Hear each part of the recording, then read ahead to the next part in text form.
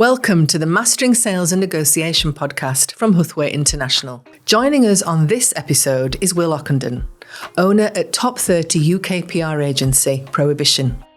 Will talks about how the agency overhauled the way it presented to clients by introducing a more customer-centric approach, and in doing so, supercharging its success rates when pitching to clients. We also delve into some of the mistakes and traps companies can fall into when presenting in complex B2B sales. And finally, we tackle the concept of sales as a dirty word in the creative industry. Right, let's get started.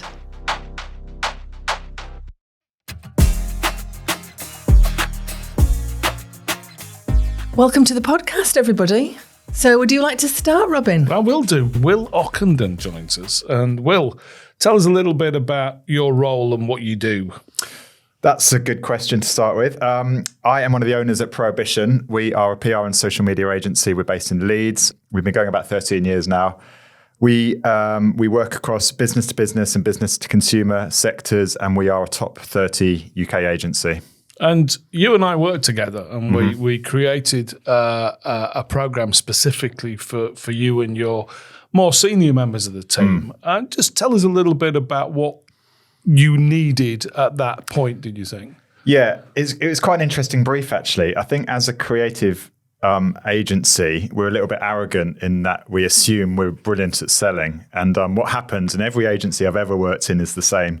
You turn up for pitches, and a huge part of the job is pitching. You know, you spend so much time pitching and so much money, actually. You know, the average pitch, 10, 15 grand in fees to do it properly. So you need to be winning these. But the hit rate of a pitch is 40, 50%. And I think that's fairly standard across the industry. So there's so much wasted time spent pitching. And like I said, we're a little bit arrogant because we're creative and we come up with ideas and we assume that we're great at selling. We go in, we talk for hours about the agency, the awards we've won, all this stuff. We present the ideas.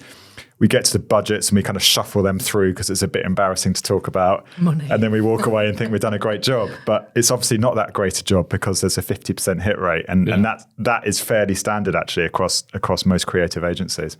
So we were working on, how would you present? What would you say to your clients, to the organizations who were putting out tenders for work or asking for creative pitches from agencies like yours? And just give me what sort of things have happened. Give me an example of something that's happened as a result of that. Well, I'll talk about the pitch process first of all. Typically, you receive a brief. Yeah. You then spend an awful lot of time going through it and trying to get to the heart of what the client actually wants. Something I've realized is often you focus on services rather than solutions. So we'll often go into a pitch and sell media relations, or we'll sell a social media campaign, and that's not actually linked to a solution that solves a problem. I'll come on to that later on. But yeah, we then pull together a presentation deck. It looks beautiful. We all practice it. We then go in and you're kind of face-to-face with a client for about an hour, quite a high-pressured situation, typically. Very senior team, chief exec, often in that meeting, marketing director, and then you pitch away. You answer some questions and you leave, basically. But the problem is, having had various conversations with you, I realized there's no real methodology to how we structure that pitch. And you sort of learn on the job a little bit. And, typically the way agency pitches go, and you'll know this, Rachel, I'm sure you've been pitched to numerous times throughout your career and seen the good, the bad and the ugly of it, I'm sure. You typically start by bragging about your agency. Yeah. And I'm sure a lot of companies do this. And you talk about the awards you've won. Yeah. You talk about how long you've been established, other clients you've worked with that might impress them. And you kind of guess about what's going to impress them. You then recap on the brief. You talk about your services, typically. And then you come onto the cost. And that's fairly formulaic. And having had a few conversations with you, Robin, I realized there is actually a methodology we need to be following. And, initial conversations, you're saying, why on earth are you talking about the award entries? Yeah. Have they said in the brief they want to know what awards you've won? Yeah. And at first we were a bit prickly about that. And we said, we know what we're doing. How dare you tell us what we need to do? But then we realized you're the expert. And actually, it's all bullshit. It's all window dressing, isn't it, that stuff? They don't care about the awards we've won. They don't care about how long we've been going unless they've specified that question. So I just wanted to ask you more about the actual pitch process itself from the people who are asking about the pitch, because I've written quite a lot, and I sometimes found it was hard to get the balance right. You don't want to lead them down the track, but you don't want to make it so vague that they're going to come up with ideas that actually are irrelevant. Yeah. So you've got to strike a real balance with that. And have you come across that different kinds of pitches have led you down different areas? Yeah, absolutely. I mean, the quality of a tender is so varied. You know, some of them are 15 pages long, typically public sector. In fact, they're longer, let's be honest. They're about 50 pages long. Sometimes you get a one-pager, which is so vague, you've got no idea. And actually, conversations with Robin was around the customer situation and a real kind of deep understanding of the customer situation. And that's one of the things we got a lot better at. And internally, we call it the 5 whys. Just keep on asking why to really get, because often the issue they think they've got or the problem they think they've got isn't actually the real problem. An example being by the way, we're now rolling this out across everything we do, this new approach. So this is a result of speaking with Robin.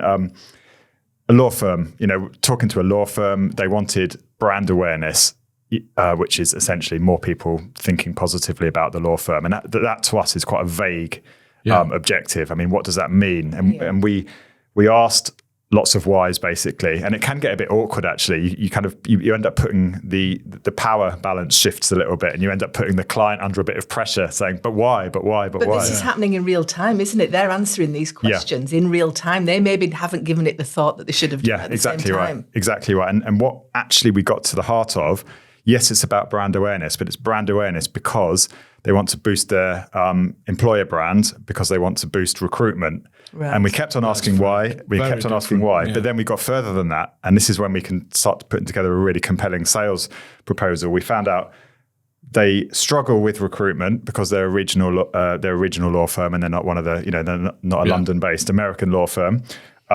They pay a recruitment consultant to recruit for staff because they're not getting enough CVs organically. Right. And, let's say 50 grand salary for a solicitor, 20% on that. You recruit 3, and I can't really do the maths. It's Rachel. A lot. Let's say it's 50 grand per year spent on recruitment. So if our PR addresses even half of that in terms of recruitment, that's the value we can bring. So rather than talking about cost, in our proposal, we then talk about the investment that's going to get them. Yeah. And we can't promise it, but we can say, look, if what we do works, which we anticipate it will, and we can reduce your reliance on recruiters for 3 roles, you've already got an ROI because we're bringing you in. We're saving you £50,000 per annum. And guess what? Our service costs £40,000. And that becomes a very different conversation because suddenly we're articulating value rather than just being a cost. Yeah, and not just talking about your awards. Exactly. Yeah, exactly right. Exactly. But that focus on services is interesting. So I think we see that in lots of different organisations that we work with, is that they focus on what they do, not what it does for the client that they're working with or the organisation who potentially buys that service. Because they're not buying social media campaign. They're buying what the social media campaign gives them. Right. Yeah. They're not buying an improved employer brand. They're buying better talent pipeline into the organisation. And that stuff about getting to the real heart of what it is that you want the end result to be it's really important in being able to demonstrate that value. It kind of seems to be when we talk about it like this, it's a no-brainer. Surely everybody gets. No, they don't, because they're so close to what it is that they do. 90% of their job is doing the social media campaign or doing the brand awareness raising or doing the out-of-home advertising or whatever it is. It's not what does that bring us. And that challenge, I think, get people thinking around what is the client looking for rather than what are we going to do? And then what we do falls out of the back of, well, what is the client looking to achieve? So to get to that point, we like I said, we have the 5 whys, which is, every question you ask why 5 times, and you start to get to the heart of what a problem is. What's the, from your perspective, what's the kind of, how do you get to that point? Because we often struggle with it because, like I said, you end up putting the marketing director or the chief exec under quite a lot of pressure, and often they don't know the answer, which becomes a bit awkward for them. Embarrassing for them. Yeah. Which you really don't want to do you? No, that's a terrible look. But, but it's important to get to that point, and it's exhausting, frankly, as well, trying to get to that point every time. For everybody. Yeah. But it's worth it if you can. Yeah. And I think one of the things that we say to specifically salespeople, not people like yourself who are both, part of the creative solution as well as the person selling the service. But where we're talking to salespeople is that realistically their conversation with their clients pre-sale, the client ought to be prepared to pay for it. And you can actually set that up. And I think in the context with which you're talking, you say, look, I'm bringing XYZ expertise. You have XYZ experience and expertise and position within the organization. We're going to have a frank conversation. Is that okay? And I'm going to ask you some questions. And if you don't know the answer, that's fine. But I still need an answer at some point further down the line if I'm going to do what you need me to do. And just being a grown-up about some of these things with clients. And I know there's a power imbalance because, they're sitting on a checkbook and you're not. And they're sitting on a purchase order that they're not giving, pushing across the table to you. And that changes that relationship for sure. And it does make people quite nervous of doing anything which might be too challenging or too hard or too harsh and all the rest of it. But I do think that idea of being straight with people and saying, look, I really need to understand what it is you need. What's the problem that you need to solve? What does the future look like if we solve that problem? Because that way I can give you the best and most cost-efficient, most effective way of solving that and delivering what you need. So that idea, I think, is tricky, and it does require a number of conversations sometimes. It's, you're not going to go in there and go, so why aren't you doing this?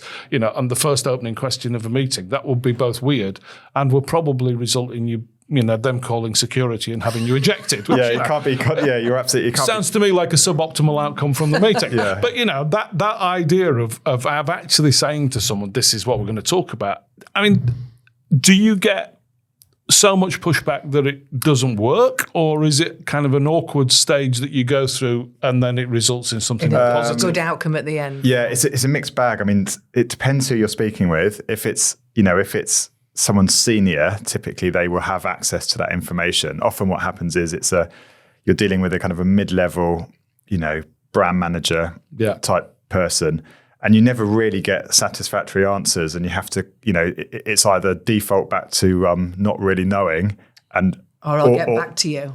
Or don't go for the pitch. And I think if we were really disciplined, we would say, well, we're not going to pitch unless we know X, Y, and Z. But the commercial reality is that's difficult to do. It is, and often you will still win stuff. Of course you do without doing that. But what I will say is, the times we have really got to the heart of the problem, typically we win it. And you're probably looking at that 50% win rate going up to about 80-90%. Well, that's brilliant. So it's that was one of the big changes for us, is asking the right questions. I mean, the other sort of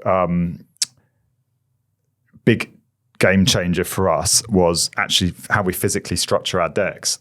And Robin talked about how the deck is absolutely a sales tool, and there is a methodology to how you should structure it. We actually stripped out a lot of that bullshit at the beginning. Yes, there's a slide about our relevant experience, but all this stuff about awards, how long we've been going, unless they've specifically asked for it, why do they care? Why do they? Yeah. Well, they'll have done a lot of that research. The reason that you've been invited, they'll have done that research. Well, exactly right. So they'll know all this stuff. You're not telling them anything you don't know. It's like, can we get past this? And you can see people's faces in the room dropping when you're well into your stride, talking about how in 2016 you're the agency. They don't really care about any of that. No. And then what we get onto is articulating their problems, and this is not what's in the brief, but what we've subsequently discussed. Yes, you can mention what they've asked for in the brief, but we then talk about actually it's your recruitment problem. It's the fact that your e-commerce sales are below below target or whatever it might be. And then we articulate the possible payoffs. So get this right, work with the right agency, and then we look at what industry benchmarks are for brands that do get it right. We look at how big the share of the market is. For example, we look at the potential saving they could make, and it starts making the deck incredibly compelling to them because they're moving beyond us selling them a service to us actually solving their problems and bringing a commercial return. And the focus is always on them. Yeah, and their The key story. thing is on their story, not about you. It's about them. Yeah. I read somewhere you need to be, what was it? You need to be interested, not interesting in the meeting. Then do we get onto the solution? And again, it's not feature selling. It's not our social media will do 10 posts a week. We can outperform that. It's actually everything's linked back to the benefits to them against the context of the problem that they've articulated to us. And it's a bit of a kind of a sea change in the way we do things, really. And it does take discipline not to default back to the old way that we've done for 20 years. But of course. Yeah, and then I think a couple of other kind of points. I mean, this structure we've kind of finessed in the way of how it works for us. We look at how we're going to reduce risk.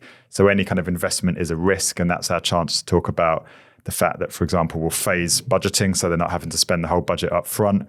We've done this before. We've got experience in X, Y, and Z sectors, whatever it may be. So the implementation is less risky for them. And then we talk about price concerns at the end. So, or rather we address price concerns. So we position our solution as an investment. And I think you talked to us about value equals benefit minus cost, Absolutely. which I thought was quite a succinct way to do it. And as long as it's constantly brought back to their problem, it becomes very, very compelling. Have you had an issue with the people in the business trying to get them to do this consistently, that kind of behaviour change where they're always presenting like this, they're always putting these decks together in this way? How have you dealt with that? Because it's easy, isn't it, to slip back into, well, I've just got this deck and I'm just going to use this for everyone and I'll just change a few things and that'll be fine. It becomes compelling when you look at the evidence, and we've kind of, the way we've bedded it in is by making it evidence-based, basically. So, reviewing those times we have incorporated this new structure, looking at the win rates versus the old structure, if you like. But you're absolutely right. Everybody's been doing it the old way forever. So hard not to. Exactly. And when you've been doing something for 20 years, it's just easy. It's one of the things that I think I may even have mentioned it to you when we were working together on this, which was, unlearning is much more difficult than learning. Absolutely. Actually getting rid of some of the stuff that you used to do, because it's not just a thing you do. It starts to become who you are. It's part of that identity. You are rightly very proud of those awards and being, PR Organisation of the Year and Agency of the Year, etc. Yeah, of course you are. Those are things to be proud of. But it's the hygiene factor stuff. That's the stuff that gets you to the point where somebody sends you the RFP. It's not the stuff that wins it. Mm-hmm. And that's the gig that you're in. It's how do we now turn that idea of we trust these people because of their track record. Now what are they going to do for us? And that flips the conversation very definitely to be, what have you done for me lately? Just a couple of things on that. The first one was that you talked about, we're not selling on features. Where do you see the dangers of that? Where do you see what happens when you go into the details of the service, the specifics of how many posts you're going to do and where this is going to be positioned and how you're going to follow up with potential consumers or potential users of the service? Or when do you see the eyes glaze, I guess is what I'm asking, Will. How does that transpire in your relationship with the client? Because unquestionably you will talk about what you're going to do because they'll ask you the question. Yeah, it's a tricky one, and actually, we often the client is conditioned to operate in the old way as well, and that's the challenge. They expect to be feature sold, and they actually want the detail about the number of social media posts, the algorithms of the platforms, how many press releases a week. So that there is a balance. There is still a balance. I think we would naturally go into some of that detail. And I think, So do you think you're talking them out of thinking that way as well? Do you think that you're also saying, look, that's important, but we also need to look at why we're doing it, and are those posts, even if there's 10, we need to make sure that the quality's there, etc. Yeah, I mean, it's a tricky one, isn't it?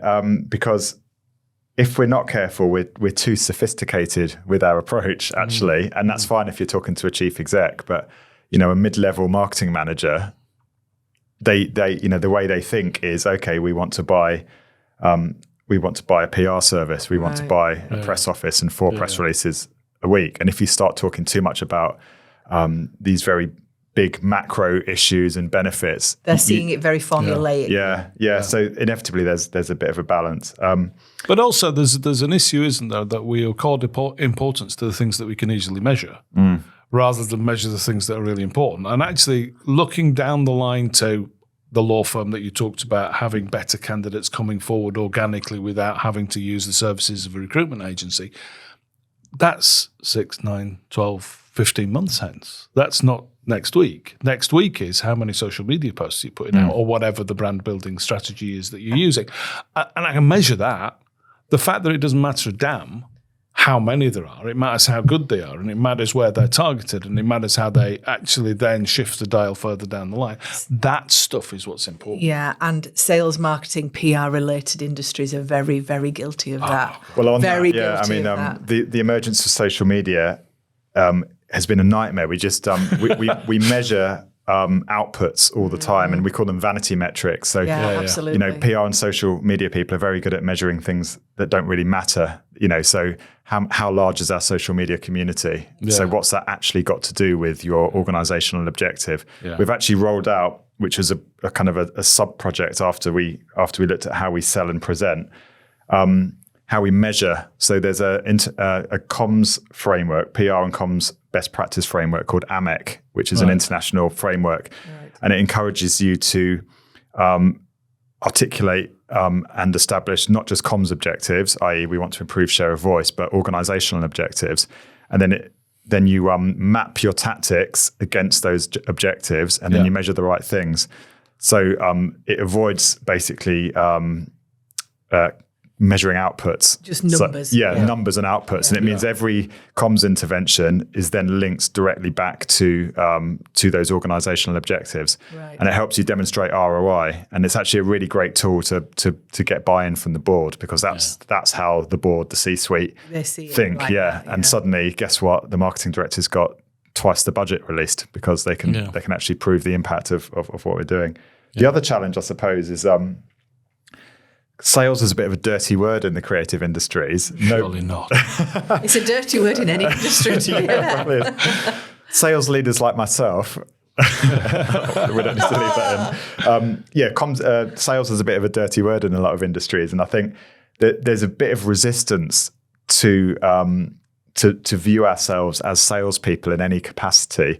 And that can create a bit of a pushback. When you try to teach people sales techniques, often, it's less so in PR, but if you talk to a creative director, most of them aren't going to see themselves as a salesperson. At the end of the day, we're selling all the time. We're selling internally when we have discussions, we're selling ideas, we're selling to clients. I find that really strange in our industry, because I love being sold to when it's great. Like, it's so exciting to be sold to in a good way that I feel like, why wouldn't you want to be better at doing that? Yeah, absolutely. Yeah. Absolutely. Yeah. And that idea that, this is a bit kind of 1980s-ish, really. I think somebody once said, nothing happens anywhere in the world until a sale is made. And although that's, palpable nonsense, actually, it's kind of true, though, isn't there it? is an element. If you take the idea of sale being, purchase order over the desk out of the equation for a moment, although that is important, actually persuading somebody else, convincing somebody else to do something, selling your idea, as you talked about, working internally so that you're not pitching on your own. I'm guessing. Well, you've got a team of people, absolutely, and the team of people, whether it's 2 of you, 3 of you, 4 of you, all have to believe that the message you are giving is absolutely the best message you can give at that point. And so actually that sales process is both directions. And I'm going to use the word customer or client centricity there, because it is about understanding what the client wants, what they need, how they could do that better than they do, but not just telling them this is what they're going to get, but actually being convincing and persuasive and taking them through that journey with you. What are the examples that you've got of that really working? Have you shortened the process between the tender landing in your inbox and the deal being done? Have you increased the duration of relationship, the number of engagements that you've had with the same organisation? What does good look like now that you've started to use this as part? Yeah, that's a good question. If anything, the process is a little bit longer. It's a bit more thorough and structured, actually. So we've got a really sort of detailed pre-pitch process that we go through, which is incredible. And often we'll go through that process and we'll actually pull out of the pitch because it's not, either it's not right for us. We don't believe the client really knows what they want or would sufficiently value our services. So we're probably going for quality over quantity a bit more than we used to. The actual process, if we do go for it, might take a little bit longer. Do you go through that real value proposition building approach when you do each pitch now? Do you really go that far into it?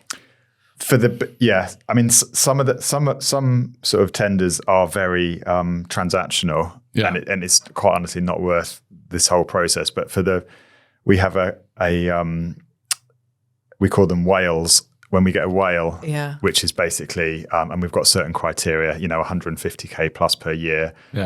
We have a fun, fame and fortune formula at Prohibition. So is it going to be fun to work on, which is incredibly important? Is it going to make the agency famous through our ability to deliver amazing work? Are they going to pay well? And for clients that tick those boxes, we absolutely go through this process. And it's really about getting to the heart of what their problem is, what their real challenge is. Often 90% of the time, they don't actually articulate that in the brief. And we've actually found... I would say our hit rate has increased significantly from 50% when we do go through this process for those bigger clients. I mean, anecdotally, shortly after doing this process, we had an opportunity to pitch to a national fashion retailer. Right. And it was a pitch to the marketing director and the chief exec, which straight away to us was, okay, that's the decision makers are in the room. The people. And we got to the heart of what it was they wanted to achieve, which ultimately was increasing e-com sales. And in our solution, we didn't just talk price. We talked about investment, and we talked about how we actually anticipated return we could imagine. And something like after 3 to 6 months, we worked out there'd be a return on investment from every pound they then spent. And for the first time ever in my career, the chief exec basically signed it off in the meeting. Wow. So you could see him thinking about it, and he just signed it off and gave us 6 months. And that's the first time that's ever happened. It's not happened since, I'll be honest. It's going to happen again, Will. It's going to happen again. I mean, I would say that's down to this approach, because otherwise we would have gone in and we'd have, no way would we have got a decision in the meeting had we gone in with our sort of traditional approach. So the increased hit rate, and what we're doing actually is shifting to a more sophisticated sales model. And I don't believe a lot of agencies are employing sales methodologies, and I think again that comes down to sales being seen as a dirty word. And probably other industries may feel, I think probably. It might not be the case in other industries. They might be a bit more sophisticated when it comes to sales. But I think that one of the reasons for that is we've all been sold to badly, haven't we, at some stage? Of course. So, absolutely. So that kind of image of the cheap, shiny suit, the overly too aggressive. much hair gel, all that stuff. Pointy shoes. Pointy shoes, stuffed at the end, all of that, that stuff. That idea of who those people are. But I think what you've just outlined there is really interesting, because what you're saying is you choosing to invest in certain opportunities, and you're choosing by definition not to invest in others because resource is finite. Yeah, you've got so much resource. You're saying, look, it's going to take us longer to do this. It's going to take more resource. May even increase that cost that you talked about earlier about how much a pitch costs you to do. And therefore, you have to choose wisely, because that segmentation, whether you use your mechanism of fun, fame, and fortune, I used to say to people, are we having fun and are we making money? Because if we're not, why are we doing it? And there has to be a point of doing this stuff because it's enjoyable and rewarding. And people take their reward in from different places and in different ways. But the reality is focusing on a really, really good pitch where you've been able to put the right level of resource in to give absolutely your best shot of it, even in those now relatively few or minority cases where you're not successful, you learn something, don't you? I mean, you learn as you go through that, because you learn about that industry, or you learn about how to convince people by reflecting on what's happened.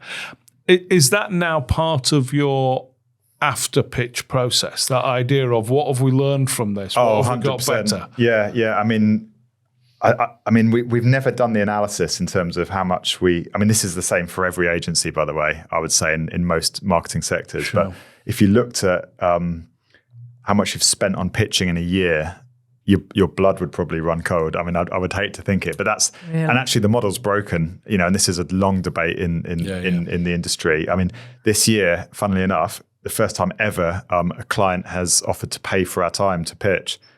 And I did a LinkedIn post on it, and it's my most engaged LinkedIn post of the year. And everyone was saying, oh my God. And the reality is it can't happen all the time. And it's a nominal amount. It probably won't cover our time, but I think that's so respectful and progressive to actually do that. And the fact that our time is being covered, and guess what? We put more effort in, and they get a better result. But that post-pitch process is something we've got better at as well. And I think there's a lot to be said for. And most clients will do this. The ones that don't, you think, some refuse to speak to you post-pitch after you've spent 3 weeks working for free to pitch to them, and you actually think that they're probably, I probably wouldn't have wanted to work with them anyway. But most are like, you know what, you spent a lot of time on this. It was a great pitch. And we have our head of sales will basically do a sort of half-hour debrief, asking quite difficult questions actually, and quite a lot of the feedback is quite sobering. Often it's really tactical stuff, like where the other agencies brought in an account executive, which is a junior member of the team. You didn't. And you could argue that either way. You could say, well, yeah, you had the owner of the business there. And some stuff you dismiss, but some stuff is, some stuff is really, really kind of constructive, and all of that just goes into this kind of continual improvement model. And you just have to take it on the chin and learn from it, and remove egos from the room as well. I just want to get into this idea of sales being such a dirty word in the creative industry, and why is that? Do you think they think they're above it? Do you think because they're so focused on maybe marketing that they don't think that they really are selling in essence? What is the problem? Yeah, well, I think you may have hit the nail on the head there, Rachel. There are people that get it, particularly the commercial teams, the sales teams, the leadership. But I think there is a feeling that it's beneath them. That there's a lot of passion about creativity, about innovation, all this stuff, which people are quite rightly obsessed with, and it feels like sales is, it's beneath them somehow. I agree, and I probably felt like that myself at one point before I then had my own agency and was in a leadership role. Yeah. There's a kind of sense around it being an art rather than a science, and therefore art should exist just on its own. And there's a bit of that. I once did a piece of work years and years ago with a thing called the Art Fund, and our biggest selling point to the people within museums and galleries and places like that, to get them to actually recommend the Art Fund to people when they had selling shows, was to actually point out that the average income of an artist in this country from their artwork was around £8,000 a year. And as soon as they saw that, they went, oh, these people are really poor. And I go, yeah, they're suffering for their art. They are really living in a garret, or they started off, how do you make a small fortune from art? Start with a large fortune. So they start off being, sufficiently wealthy to be able to do this stuff. And I know this is a weird thing, but it kind of permeates through the idea that my art is what's important. And creative people do think that. I think that sometimes when I'm creating a piece of digital learning, for goodness sake. We're all creative people. And what a piece of art that is. Yeah, exactly. Did you fall asleep? No. How long did it last? 3 minutes. It's that stuff. That idea of being, this is what we do. It is part of our identity. We see ourselves as creative people, and it does feel ever so slightly like you're debasing it by having to hawk it around to the highest bidder. However, the reality is we're in a commercial environment. Advertising, promotions, PR, all of those areas exist within that area between that kind of liminal area between commerce and art and creativity. The creativity, the art is important, but actually you're doing it for a purpose. You are, selling milk or beer or a law firm that needs to improve its recruitment statistics. That is what you are doing. And I think just being honest about that and upfront about it and saying, look, there's a commercial reality here, because there's a load of happy, smiling faces out there who would expect something in their bank balance by the end of the month, please. No, that's absolutely right. I mean, that said, people, certainly marketing people are quite methodical. They use data, they appreciate processes and insight. And I felt when you sort of pulled back the curtain and talked to us about the theory, the structure, the rationale, the methodology, evidence-based approach, it all clicks and it all makes sense. And ultimately it comes down to, I suppose, psychology, behavioral science, whatever you want to call it, and that absolutely resonates with certainly with marketers. And that was a bit of a game changer for me, because suddenly sales has shifted on in my mind from this fairly nebulous discipline that's not skilled. It's just about being aggressive, through to something that's highly nuanced, rooted in communication and effective relationships. I hate that kind of idea of sales about it all being about, just push them to the end. And it's all about that. Always be closing. Always be closing. Is that like a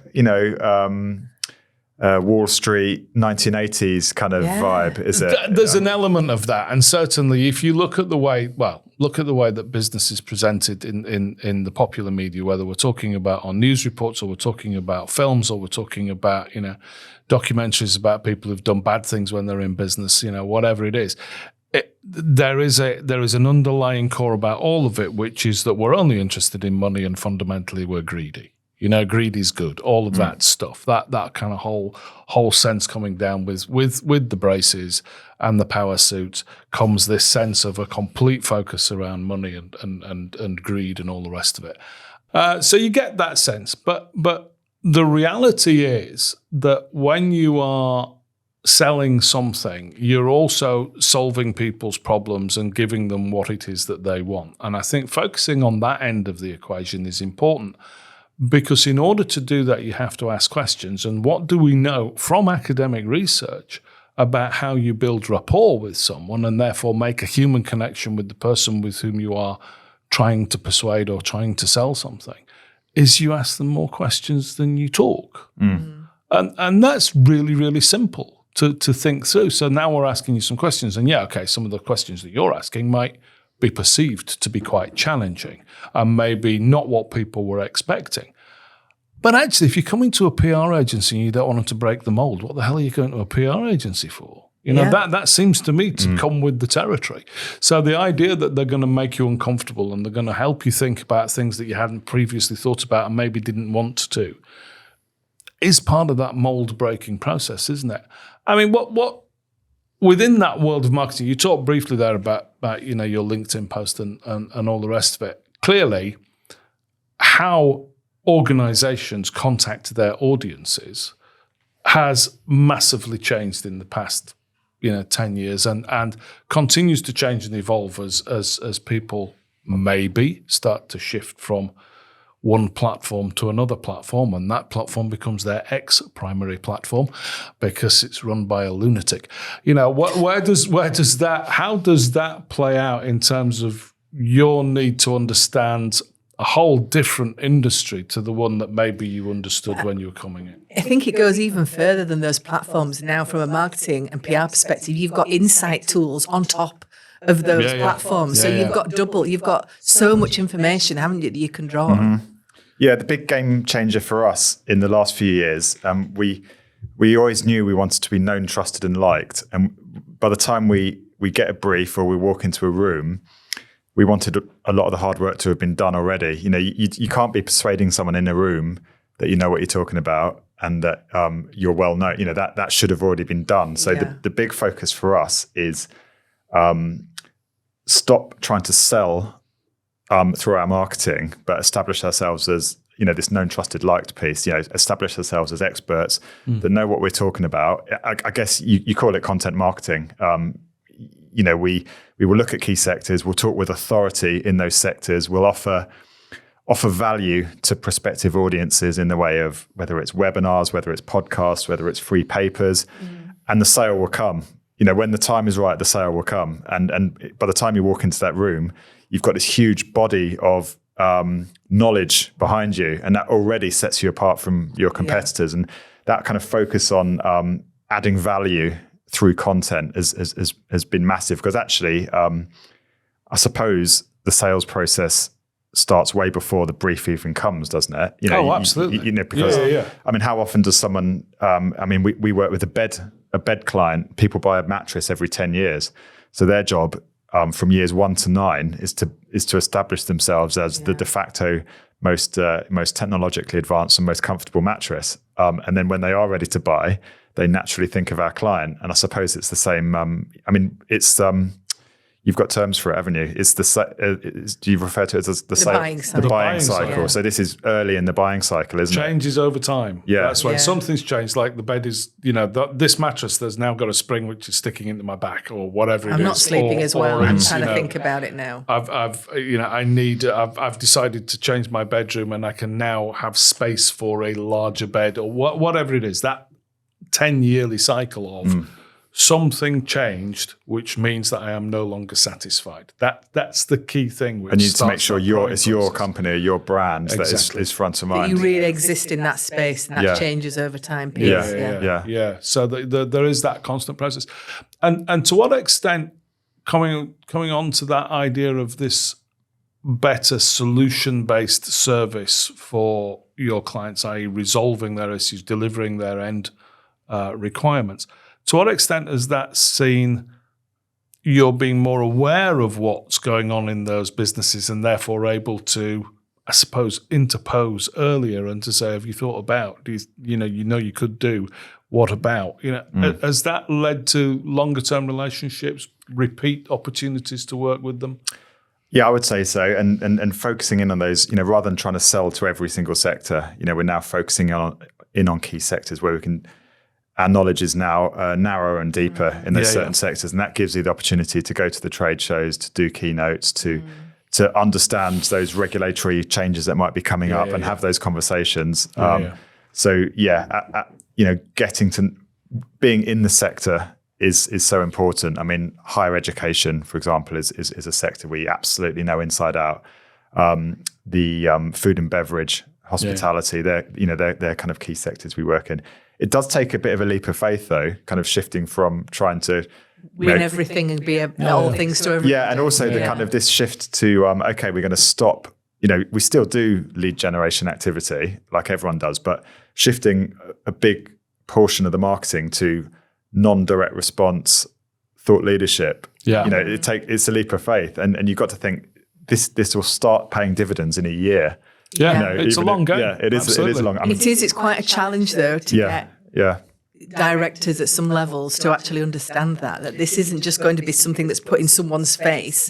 This is something that takes time. That we're building this over, like you say, a year. More. Yeah. For some, with larger sales cycles, it's much longer than that. But that long game. I mean, I'm a big believer in the long game in all aspects. The idea is that if you, if you do a little bit of exercise every day, if you read a chapter from a book every day, suddenly by the end of the year you've read 10 books, and you wouldn't have done that. Micro learning, or whatever it is. So playing the long game is so important. The old atomic habits. That's absolutely right. So now, guess what? We've been doing this content marketing approach for 7 years, and we've got a huge body of knowledge behind us that's starting then to influence decisions in that kind of changes over time period. And can I just touch on those deeper relationships with particular clients in particular industries and sectors? Are you seeing there is a better connection between what you're doing in terms of the PR focus and what those organizations are doing that maybe are not involved in the PR focus? So the obvious one for us, of course, is marketing does X, what do sales do in support of that, and how are those two linked together? in your law firm? What are the recruitment team and the HR team doing and the talent team doing that links into this employer brand building that you're doing? How do you see that kind of snaking out within those organizations or not? Yeah, no, maybe it doesn't. That's a good. So the old model would be marketing, PR, advertising would deal with marketing, and that's it. You might occasionally brush up against sales or the chief exec, but by asking those questions, the right type of questions, you get 1,000,001 opportunities to add value in other parts of the organization. So suddenly you're having conversations with customer care, because guess what? Social media, you can respond to customers' questions through content on social media. That reduces the pressures on the customer care team, and they need 5 less operatives, and they can be distributed to another part of the business, and there's a cash saving. So you have a conversation with HR, you have a conversation with recruitment. So the better questions you ask, the more you know the organization. Suddenly your solution goes way beyond just supporting the marketing team. And from a revenue perspective, that's great, because suddenly you're working at 10 different levels in an organization. So if your key contact in marketing leaves, you know the head of HR, you know the head of sales, you know the chief exec, and you know the head of customer service. The other thing we're seeing, which is a big shift, and this again comes back to asking the right questions, is account-based marketing, which is where we will do much more bespoke marketing activity on a one-to-one or one-to-many basis. And that directly involves the sales team. So basically, you now get the sales team in a room with marketing, with the agency. Sales team will be offering insight into what their key challenges are. They'll be giving typically information about who their key demographic is, what their challenges are. We'll then work with marketing to create content that engages that audience on a one-to-one or one-to-many basis. And that's been a good shift, actually, because again, 10, 15 years ago, everyone tended to work in silos, but now everybody's joined up, and suddenly the agency supports marketing, who generates leads, and sales that can then convert them. And it just means organizations are much more effective and can work a lot smarter. I think the fact that you say that the sales team are providing insights into, the experience on the street, so to speak, I think that's crucial. I've often said to marketing teams, particularly sometimes product development teams within, those organizations that build weird stuff, is your insights from your salespeople. This is your front line of market insight. This is the people who are saying, actually, do you know what I keep getting asked for that we haven't got? It's one of these or one of those. Or do you know the thing that people would really like to be able to purchase this by doing A, B, or C, rather than having to do D? Totally right. That stuff is really, really important, comes in and infrequently, I think. Filters its way through the organization. The other one is customer service, believe it or not. So finding out the objections and problems people have with a product or a solution, and then you can address those problems or objections in your marketing and content, and that then essentially funnels people down the sales. If you can get rid of those objections, they're more likely to buy. So those broader conversations are so important. Absolutely. That idea of, you said, make it this, we have made it this, is a very powerful message for people to hear that are users of your brand. And that's important. Well, thanks very much, Will. I'm just going to ask you one final question. So looking back, what one piece of advice would you give yourself? If you're thinking, right, I want a career in PR and marketing, what would you tell yourself? Blimey, that's a good question. I think playing the long game, certainly in the kind of creative industries in PR and marketing. And I think in your 20s, you typically work very long hours, very hard. You might not be paid a huge amount of money, but you get some fantastic experience. That then pays dividends in your 30s, and you start to get in those more senior positions. It's all about that experience. I was always quite impatient, and everyone said, you need to be patient. And I realized that's so true.